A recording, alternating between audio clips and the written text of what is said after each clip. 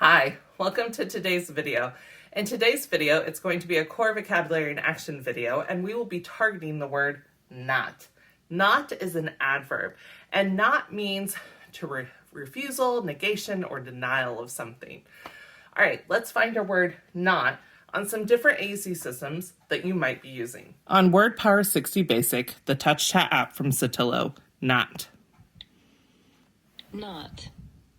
On Lamp Words for Life, the 84 full version of the vocabulary, not.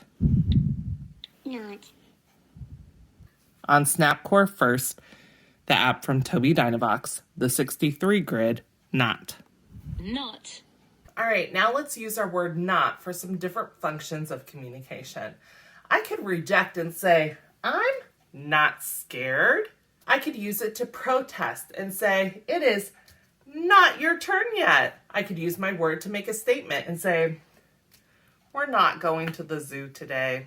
I could use my word not to request and say, not blue, purple. I could use my word not to comment and say, I do not like French fries. I could use my word not to label and say, this is not food. It's a ball. I could use my word not to express feelings and say, I am